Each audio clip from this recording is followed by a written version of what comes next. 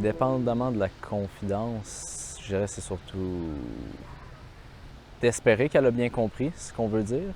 Je dirais que le point a bien passé, pas que le message aurait pu être interprété d'une façon différente que ce qu'on aurait pu dire. C'est un soulagement.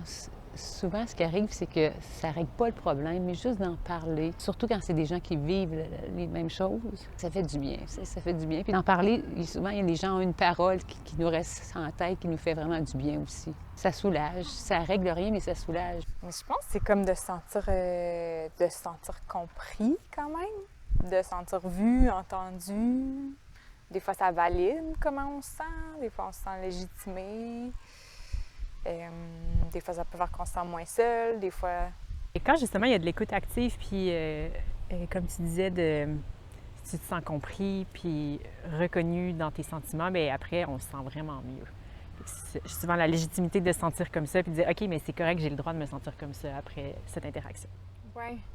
Des fois aussi, l'autre personne, elle nomme. Des fois, on ne réussit pas à bien nommer, l'autre personne nomme bien. Fait que quand c'est de la bonne écoute, on se sent toujours bien. Ça dépend avec qui. Avec le temps, disons que j'ai appris on dit saisir les gens, là. Il y a des gens avec qui je vais pas trop loin. Je dis pas trop de choses parce que ça reste pas là. Tu sais, ça se promène, puis ça, j'aime pas ça. Mais mes amis, ceux que je connais comme mes amis, eux autres, je peux leur faire confiance, je peux leur dire ce que je veux. Je sais pas sur comment je nommerais les émotions, là, mais je dirais moins seule, plus comprise, soulagée, oui. Plus dans ce sens-là. Ça peut aussi rouvrir des plaies sur le coup, mais à long terme, je pense que c'est bénéfique, là, puis tu fais le mieux après.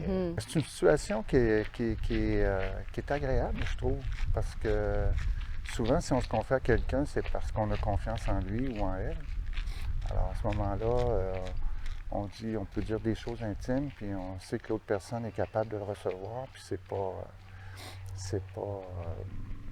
pas grave, c'est pas dangereux, on peut parler avec, oui. Quand je le fais, je me sens bien. Oui. Parce que j'ai eu confiance en personne. Mais il faut qu'elle ait confiance en moi aussi. Bien, moi, de mon côté, je dirais que c'est libérateur. Ça me fait du bien, ça me libère, là.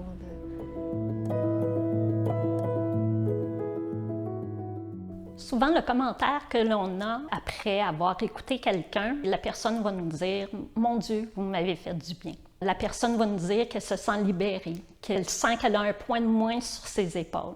Ce qui est très important de mentionner, c'est que certaines personnes souvent appellent dans les centres d'écoute en pensant qu'on va leur trouver des solutions. On n'est pas là pour trouver des solutions. On est là pour leur apporter une écoute attentive, empathique, pour ainsi les amener à cheminer intérieurement, puis à trouver leur propre solution.